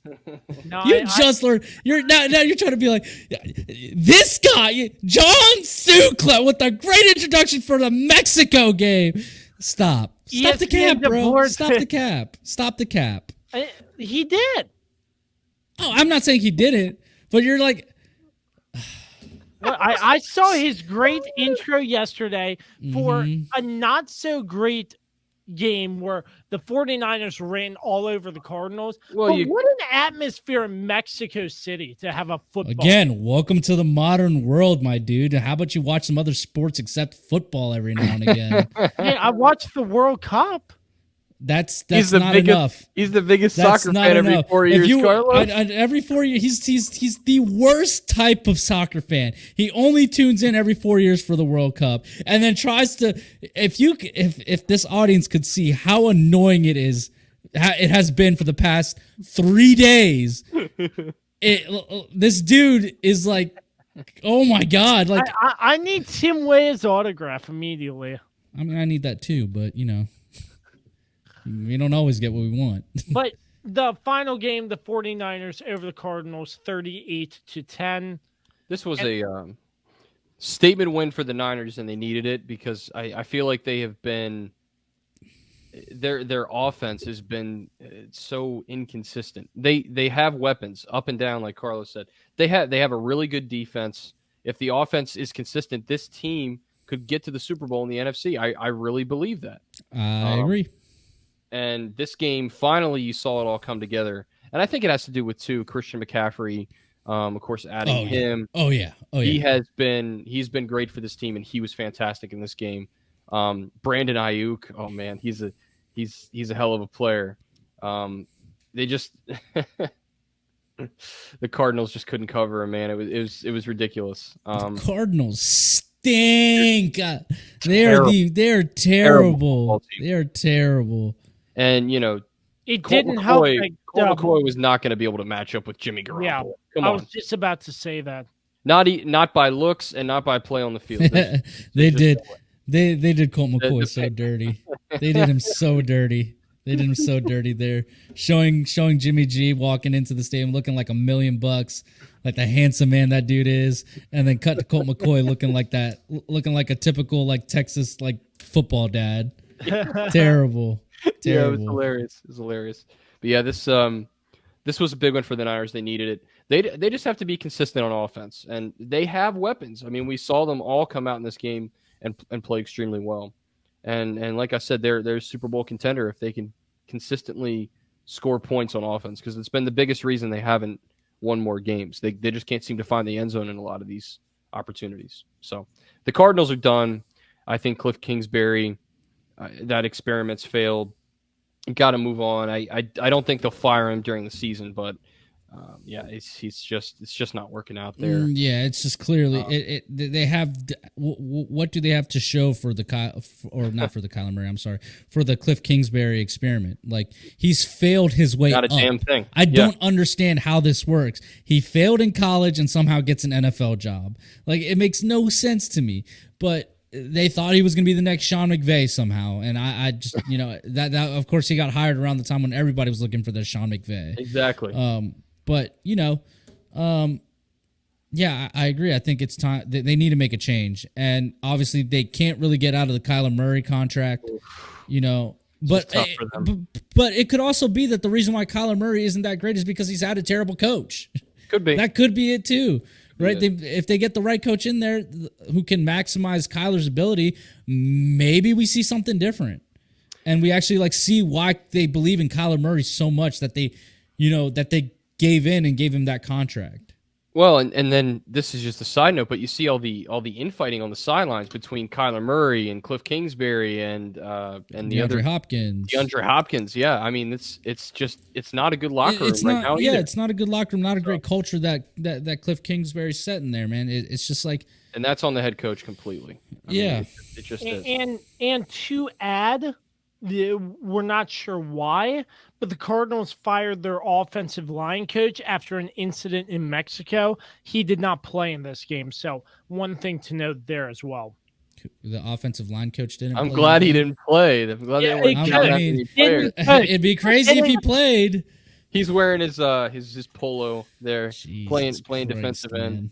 Didn't coach. Excuse me. I do apologize. I can just imagine the coach. Yep. That was the not so hurry up offense this week. We're changing the name of this segment. It just never works. It's not the hurry up offense anymore. I don't know, but Hour-long offense. The weapon Dan Dembski, the Swiss Army knife Carlos Martinez. We will be back to wrap things up right after this. Hey, sports fans. Thank you for listening to and supporting the Kirby on Sports podcast with founder and host Josh Kirby, along with lead contributor Dan Dembski. Like, subscribe, and give them a 5-star rating wherever you get your podcast from. My name is Dr. Dave Miles, founder of Dr. Dave Leadership Corporation. Our company helps leaders build engaged and productive teams. Exclusively for listeners of the Kirby on Sports podcast, you can take an opportunity to discover your primary communication style and learn more about effective communication with others. Text Kirby to 757-903-0743 for your free copy of the Working From Home Communication Assessment, where you'll learn your primary communication style, how to better communicate with others not like you, and tips on working remotely based on your personal communication style. 10 minutes, tons of resources. Learn about yourself and your team. Again, text Kirby to 757-903-0743 for your free assessment report today. I'm Dr. Dave Miles, founder of Dr. Dave Leadership Corporation, where we help you and your team be more engaged and productive by understanding each other better. Back to you, Josh. All right, welcome back to the Kirby on Sports podcast. We will be back with Dan, Carlos, and myself in just a moment, but we are now joined by Mark Francis with Icon Real Estate locally here in Winchester, Virginia, a proud sponsor of the Kirby on Sports podcast. Mark, first and foremost, thanks for the time. What is up? It's good to see you, sir. How are you doing? I'm awesome. I love it. I'm so pumped to be here. Actually, on your show now, there's the whole sponsorship thing that I love to do and promote. It's not about promoting myself, but it's about just getting the word out there to people, and you're helping me do that. So thank you. But I'm a sports junkie, just like you. So we can talk real estate. We can talk about sports. You name it. Let's go. Well, I mean, real estate. I just want to start off with that because in your business, it seems like the past couple of months have been up and down and up, just a crazy roller coaster in terms of real estate. Yeah, no, it's you don't want real estate to be known as a roller coaster, but you're right, where essentially over the last couple of years even, here's my basic 30-second State of the Union. Yes, real estate was hot. There were a lot of buyers. There were not a lot of sellers. COVID hit, and believe it or not, the real estate market boomed because more buyers came out of the woodworks than sellers, which created a disproportionate supply and demand, right? So you have more buyers than sellers. Sellers were selling their houses for above market value. And then all of a sudden, the government sees this, and real estate world is going out of control, where you put your house in the market for the first weekend and you have 10 offers and it's going above asking price. So that's because there's way more buyers than sellers. Super low interest rates, and you combine that with a hot market, and then the government's like, okay, let's slow this down a little bit. We're getting a little bit higher of prices. Inflation's kicking in. Let's raise these interest prices. And now we're at a spot where, yes, the roller coaster has flattened, and we're in a nice, easygoing pace right now where I call it a normal market, where, yeah, the house will not sell the first weekend it goes in the market, so it's slowed down. It doesn't mean that there's going to be a huge crash. I know people are freaking out about that, but I'm the glass is half full kind of person, not half empty. So from a real estate perspective, yeah, we're back to normal. And in the wintertime, it's holiday season. It's Thanksgiving. It's Christmas. It's colder weather. You're not going to sell a house as fast, and that's normal, and that's perfectly acceptable. So that's my State of the Union. We're back to what's a normal market and not roller coaster anymore. So yeah. So based on what you said in that State of the Union, which was really well said, just how has what you've heard and what you've seen, how does that relate to the Winchester community? Did you see more or less of that, depending on which areas you have listings in? Because I'm sure you have more than just the local Winchester area. Oh, yeah. Yeah, no, I'm licensed in Virginia and West Virginia, so you see that. I've done deals in Northern Virginia. I've done deals further south of here. Winchester is obviously my hub, but our area, our local Winchester area, is a little bit of a bubble, which I appreciate and I like. We have a lot of good industry around here. You have the Shenandoah University, you have the local hospital, you have good big corporations and businesses, you have government offices. There is a influx of just the industry around us that keeps us isolated from the overall national up and down of that. So I say we're a little bit of a bubble.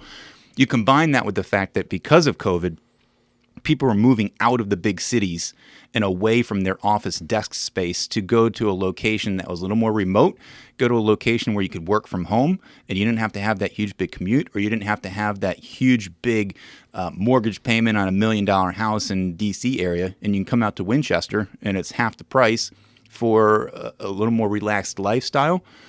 We're sitting pretty good for Winchester as far as the real estate world because of that.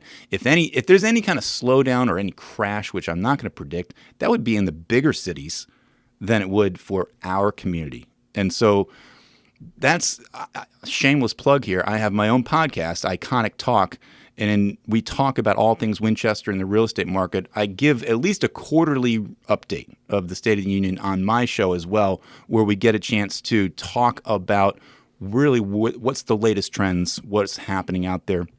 We give the buzz of the market for Winchester, Virginia. And so I feel blessed in a way that we're not going to have this huge, big calamity of a shutdown or a crash for the real estate world just because of that. That's my own internal opinion, but don't take me to the bank. But I feel like that over the last couple of years, I've been seeing the writing on the wall. And right now, yes, we're slowed down, but it's not going to be a crash. So Winchester is a unique location for that. So DC, about an hour 25, give or take, Yeah. With or without traffic, could be more, could be less. In your experience, because I've known you for a while and you've been in real estate for quite some time, Yeah.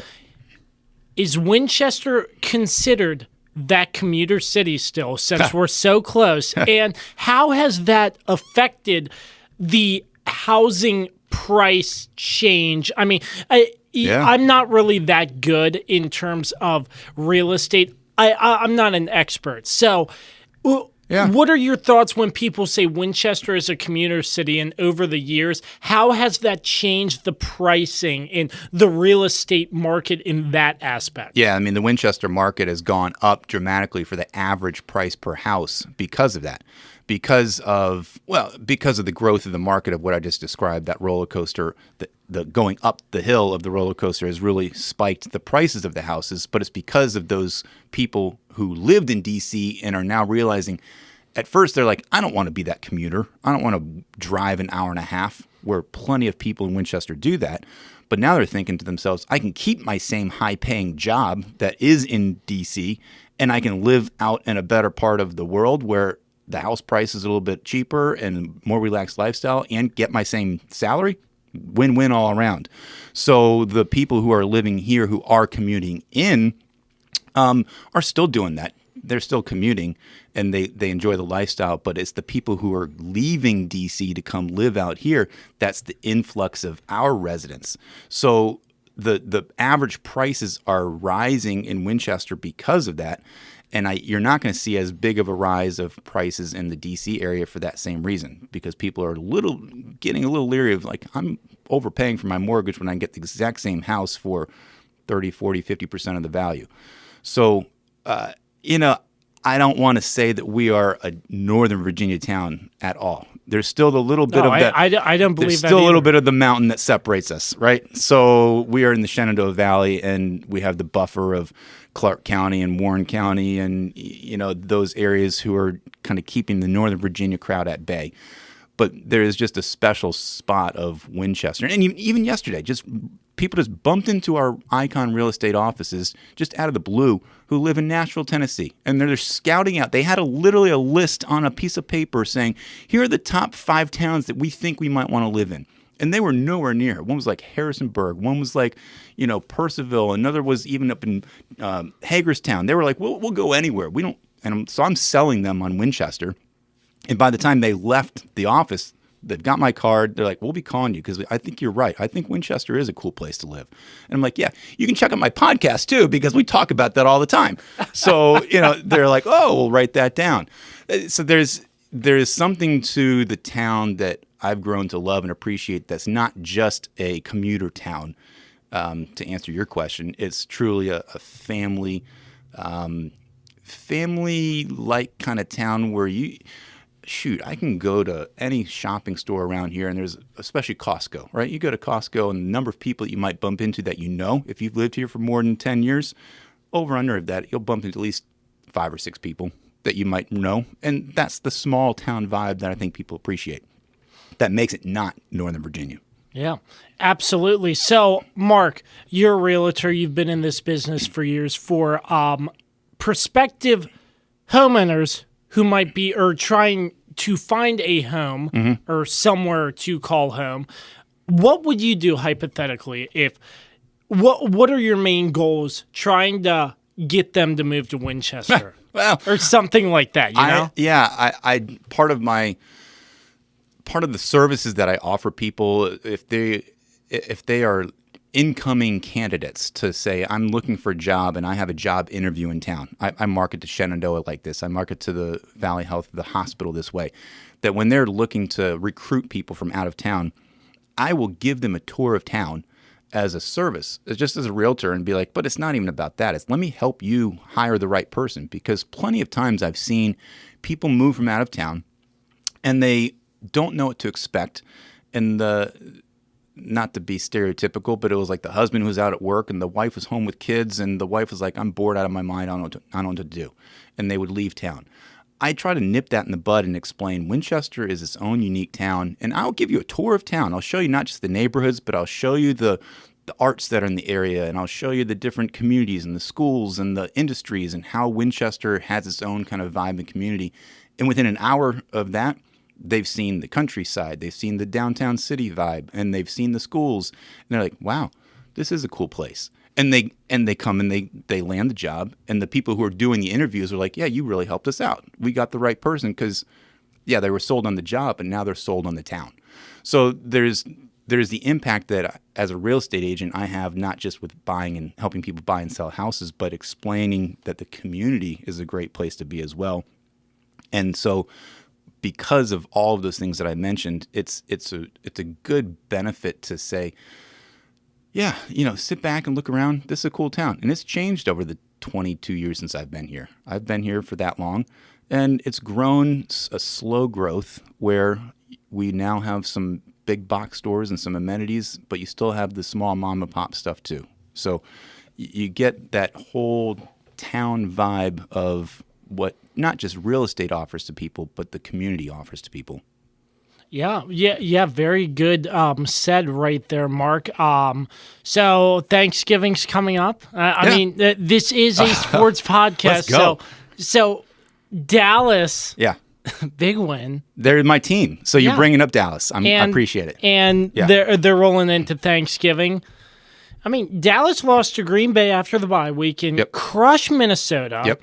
That was the game of the year. Then division game against the Giants. How it's going to be a good Thanksgiving for you, I guess. I think it will be. And growing up as a Cowboys fan, yes, I'm a Cowboys nerd that goes back to even the early 80s. I don't want to date myself, but we're talking Tony Dorsett era, going through the Troy Aikman, Emmitt Smith, Michael Irvin era, and now you get through the Tony Romo era, just skirted by, where it's just so depressing because they have such great teams and just couldn't win.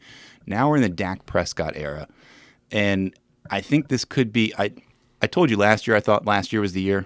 Didn't play out. This could be the year. But as a Cowboys fan, you always look at this time period because you have this 2-game window where you get a jump on the division, or you can really go back in the division within a 4-day stretch, right? So you come off that big win for the Vikings, which is great. And now you're about ready to get the 8th win. And that sets you up against the Giants, where we take them. Yeah, the Cowboys will take them out. I say we, like a true fan, right? We will take them out, and then you have the Eagles down the road. And all it takes is one other slip up for the Eagles, and boom, there you go. So, no, I can definitely predict a win. And obviously for Thanksgiving, it's always a home game. So you look forward to that. They'll be coming off a great win. Don't rest in your laurels. Giants are still a good team, but the defense for the Cowboys is really stepping up. So, absolutely. Thanksgiving and the holiday season coming up for sure. Mark, before we wrap things up, I will turn the table to you. Let them know where they can find you if they need a house. Yeah, so many things. So I am a broker. And your podcast, too. Yeah, broker and owner of Icon Real Estate, co-owner with my partner, Dave Spence. We are currently downtown at 2 North Cameron Street, but we're about ready to move our offices in a couple of months just down the block to 41 South Cameron. So that is a new official announcement that I'm now making on your show. We have not said that on even my show yet, but that will be happening very soon. And you can find me on our website, iconsells.com. Look for Mark Francis, my website, my Facebook, my Instagram, all those handles are all there for you. Phone number, email, you name it. It's all there. You mentioned my podcast show. Yes, you can find that at any platform as well. Iconic Talk. Me and my co-host there, Megan Eanes, like we said, we talk about all things real estate, but also Winchester, Virginia. So you can go through and peruse any of the episodes that we've ever done. If something stands out to you, be like, oh, yeah, that's cool. I want to listen to that. We interviewed people from all over town, businesses, just different entrepreneurs, different real estate industry market news updates. Couple shows coming up. We're going to be interviewing some of the Winchester City people, a council person, a person who's working with community development. So we're gonna take off and go. So you can just look us up anywhere on Iconic Talk. Just plug it into whichever platform you listen to. I mean, you're on a lot of platforms here too. Oh, so yeah, absolutely. It's all about connecting and growing throughout these platforms as podcasters. But, Mark, I still haven't heard you say this on your podcast. Okay. Your podcast was my idea. Yes, I did say it one time, and I'm glad that you are taking that credit now, and I can give you more credit if you need it. I will bring it up. I can do a send-off every single podcast for 4 straight weeks and say, yes, thank you to the Josh Kirby from the Josh Kirby Show, because he got me started at this. Yeah, we bumped into each other one day, and you said, you're amazing, because I still do other podcasts at my church. And you saw that and thought that was a good idea and said you should do one for real estate. And I laughed at you. I literally said, there is no way that makes sense. And then when I started doing the research, I realized that, no, I don't want to do podcasts for real estate agents. I want to do podcasts for anybody who's living and breathing in our town who may or may not want to buy a house, but also explain to them how Winchester's cool. So that gave me a better idea that, yes, it's not about real estate agents. It's about the local community. So yes, you're right. I will give you credit. 4 straight weeks. Okay? Hold me to it. I'll give it to you. You don't have to, but still, I was like, when I heard you were actually starting one, I was like, I'm going to tell everybody. Yep. I gave him that idea. You did. I appreciate it. And now I'm hooked for life, whether it's good or bad. Podcaster. You got it. Absolutely. Mark Francis with Icon Real Estate, a proud sponsor of the Kirby on Sports podcast. Mark, look forward to our next visit, Thank you for letting me come on and give a little bit of shout out to the Cowboys. So call me back on when they win the Super Bowl, okay? We'll be back with more right after this. All right, welcome back. The Kirby on Sports podcast, wrapping things up. Gentlemen, it's a very exciting week. I'd say Thanksgiving is usually to kick off the holiday season, and the Thanksgiving tradition of turkey, food, and football. We do not do turkey at my house. Okay. I don't blame you. Okay, I'm It's sorry. the driest. I don't understand the turkey thing. What do you do? What do you do, Chicken. Carlos? We do chicken. We do chicken. We Oh, do a bird. We still do a bird. Chicken is way better than turkey. I agree. It's just like turkey's so like in order to get like a decent turkey, it takes so Smother that in much gravy. patience and You gotta time. smother it in gravy. You gotta like baste it It's just too much work. It's just like it's not worth it for such a dry, mediocre bird. Like I assume give you're me in charge chicken of all day. cooking, Carlos. Or I'm not? in charge of some things. I mean, last year I was in charge of most of the cooking. This year, but that was just because my mom went to Canada for Thanksgiving. Where this year she's going to be home, so she's in charge of cooking the chicken. I'm in charge of making some buffalo chicken dip and the mashed potatoes. Ooh. Sounds like I'm coming over then. Great. Ooh. Yeah. Dan, what do you have? Some creamy mashed potatoes and some asparagus and sweet potato pie and all that? Ugh, that sounded terrible. Asparagus, no. Sweet Asparagus potato isn't pie, bad. probably not. No, Sweet no, potato it's pie, not. disgusting.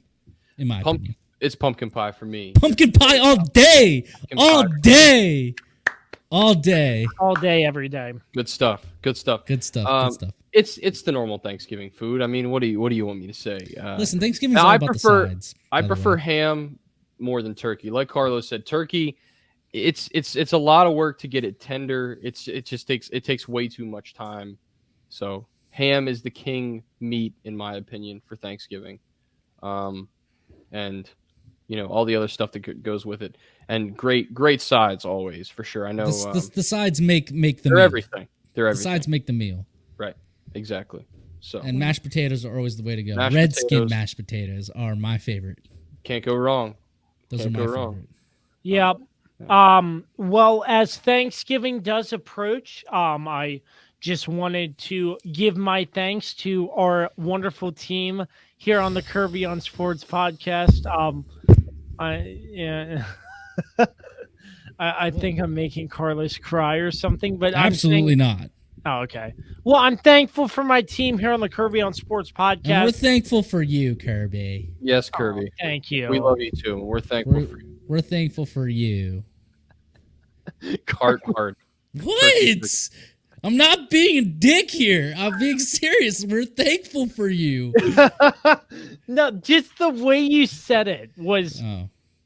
Because I said all flamboyantly. He doesn't like the way you talk, I think is what he's saying. He's a hater. Gentlemen, I love you all. I could have taken it to a place, but I'm not going to do it. I'm not going to do it. Carlos, I appreciate you. I'm thankful for you all. And I'm sure you're thankful for me and the podcast and other stuff too. Way to just assume that, okay? Way to just, and I'm sure you're thankful for me. All right, Mr. Narcissist over there. Jesus. What are you all thankful for? Beans, rice, Jesus Christ, and Byron. I think we leave it at that. That's just hilarious. Come on. Dan, what are you looking out for this week? You talking in the old National Football League. Let me see. You know what? Giants Cowboys on Thanksgiving. It's a great Thanksgiving slate. I'm not going to lie to you guys. That's a great. Yeah, 3 great games. Pats Vikings also pretty interesting as well. Be a big test for the Vikings to see if they can bounce back from, as we mentioned, that embarrassing loss. So those are the 2 games I'm looking out for. Outside of that, there's not a ton of games. Maybe the Bengals Titans, you could say, looks like a pretty good matchup too. So yeah, I think this week, every team is playing, so it'll be, we'll get a chance to see a lot of great football games this weekend, and obviously Thursday. It's going to be a great Thanksgiving. So sit back with your plate, enjoy with time with family and friends, rest up, because we all deserve at least one day off. This crazy world we live in. So, that's all I got. I am thankful for this podcast, believe it or not. But I'm not going to go overboard. That's all I'm going to say. So there you go. All right, Carlos. Got my well wishes. All right, join me, boys. U S A U S A U S A U S A U S A U S A USA USA USA. The thing I'm looking forward to the most, boys, is on Black Friday, 2 p.m. Eastern. The United States shows those losers from 1776 England that it's soccer, not football. USA versus England. That is what I'm looking forward to. And of course, I'm looking forward to the Cowboys. But USA versus England, baby, in the World Cup. Let's go. Oh! Agreed. We got to USA. That took a lot out of me. I'm not gonna lie to you guys. That was great. Well, I one thing of Ned, I think it's ironic because the last Commanders game we went to, they honored Sean Taylor, retired his jersey. On Sunday is the anniversary of Sean Taylor's death, and they will be unveiling a statue of Sean Taylor at FedEx Field. I hope they're going to be able to move said statue out of that place when they move. I saw someone tweet that same thing. They're like, why didn't they wait till the new stadium? Why didn't they just wait until the new stadium? Why are you going to put it at FedEx? Yeah. I think you can train. If I knew, I'd tell you, Carlos. So I hope it's not anchored too deep in the ground so they can take it with them. Gentlemen, I appreciate you all. I'm thankful for you all, and I hope you have a wonderful Thanksgiving. Same to you. Be safe and well, friends. Please. You two boys, we got to get together soon. Tune into the Kirby on Sports World Cup show. I will be recording that as soon as we get off of here for today's events. And tune in to stay updated. For our sponsors, PM Plus Reserves, Shenandoah Primitives, Dr. Dave Leadership Corporation, Mark Francis with Icon Real Estate, and Barrett Pest and Termite Services. This has been another edition of the Kirby on Sports podcast. As always, check out Carlos and the World Cup show that comes out pretty much each and every day. Some time constraints may not be a show posted every day, but we will try our best there. Everything and anything Kirby on Sports related, www.kirbyonsports.com. Make sure you like, comment, subscribe, and share this podcast. Give us a 5-star rating as well. Until the next time you hear us or see us, enjoy your Thanksgiving. Stay safe. We say so long and peace out.